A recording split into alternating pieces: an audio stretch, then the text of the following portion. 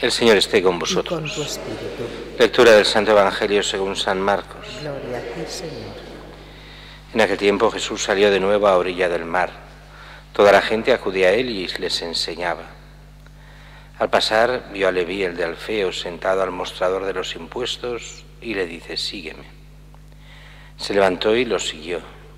Sucedió que mientras estaba él sentado a la mesa en casa de Leví, muchos publicanos y pecadores se sentaban con Jesús y sus discípulos, pues eran ya muchos los que lo seguían. Los escribas de los fariseos, al ver que comía con pecadores y publicanos, decían a sus discípulos: ¿por qué come con publicanos y pecadores? Jesús lo oyó y les dijo: no necesitan médicos los sanos, sino los enfermos. No he venido a llamar a justos, sino a pecadores. Palabra del Señor. Gloria a ti, Señor Jesús.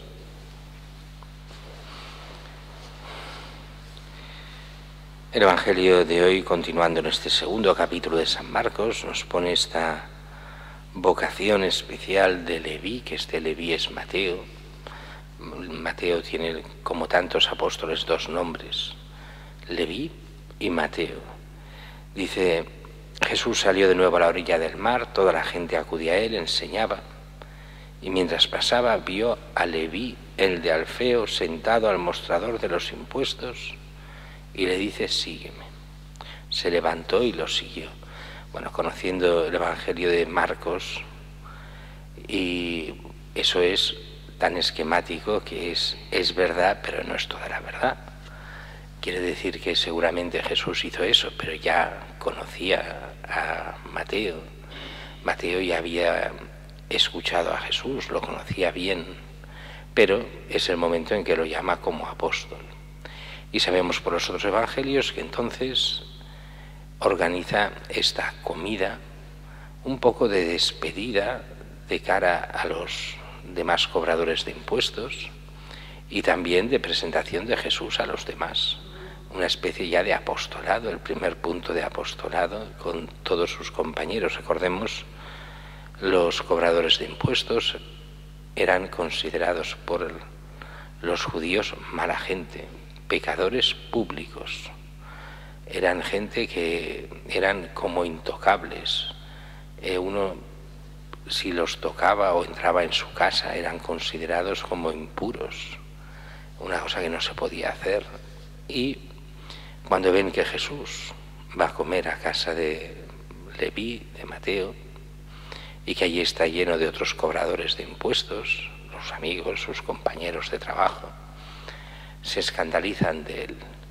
Y entonces dice lo que hemos leído, que los escribas, al ver que comía con pecadores y publicanos, decían a sus discípulos: ¿por qué come con publicanos y pecadores? En el fondo es una pregunta retórica, no quieren la respuesta. Es decir, fíjate o fijaos, discípulos, qué maestro tenéis. Se considera un buen maestro, pero en realidad incumple todas las leyes. Es un pecador porque come con pecadores y publicanos. Qué desastre de rabí que tenéis. En el fondo viene a ser eso. Y la respuesta de Jesús es una respuesta algo complicada, porque para muchos no les cuadra una respuesta así. Dice: no necesitan médicos los sanos, sino los enfermos. Hasta aquí, bien. Claro, si hemos de salvar a alguien, especialmente son los pecadores llamados a conversión. Pero aquí viene la segunda parte que no se acaba de entender para muchos. Dice: no he venido a llamar a los justos, sino a los pecadores. Y eso, para muchos, esto está fuera de contexto, esto cuesta entenderlo. Son también los que son justos, son llamados al reino de Dios. Entonces, ¿por qué? Yo creo que aquí hay una ironía de Jesús contra los fariseos. Y la ironía es clara. Aquellos que se consideran santos y buenos sin Cristo, sin necesitarlo para nada, se consideran justos. Es imposible que se salven. No les puede llamar al Señor. Es aquello del pecado contra el Espíritu Santo que no se puede perdonar.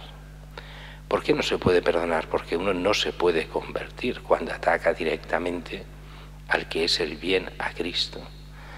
Cuando uno ataca a Cristo de tal forma que se considera superior a Él, que se considera uno impecable, bueno, fantástico, maravilloso y no necesita para nada a Cristo, no se puede convertir a Cristo.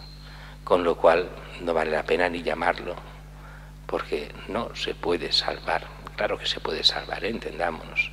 Todo el mundo, si se convierte, se puede salvar. Pero si uno se considera justo, ¿de qué se va a convertir? Si ya se considera totalmente bueno sin Cristo. Otra cosa es, y aquí hay gente a veces que lo interpreta mal, decir, bueno, es que nosotros no somos grandes pecadores, nosotros seguimos a Cristo, nos hemos convertido ya en nuestra vida, aunque la conversión es continua y siempre, y uno no se debe dejar ir nunca, pero cada cristiano ha de ser un convertido.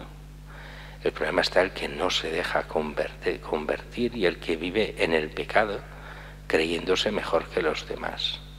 Ahí está la ironía de Jesús. He venido a llamar a los pecadores, y estos lo son, y con que son pecadores, se convierten. Vosotros os creéis los justos, dice a los fariseos. No os podéis convertir, o sea, sois justos. No puedo llamaros. No he venido a llamar a estos justos, a los que se creen justos, sino a los pecadores. Y ahí viene de que tantas veces Jesús insiste en esta mentalidad, cuando por ejemplo a los fariseos les dice: los pecadores y las prostitutas os precederán en el reino de los cielos.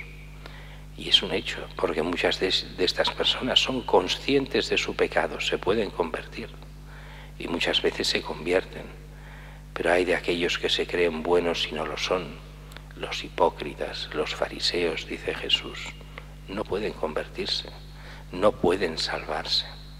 No pueden porque no quieren la conversión, porque se consideran por encima de los demás, porque en su hipocresía son incapaces de convertirse. Aunque la gracia todo lo pueda, pero quien renuncia una y otra vez a la gracia, se hace inmune a la gracia.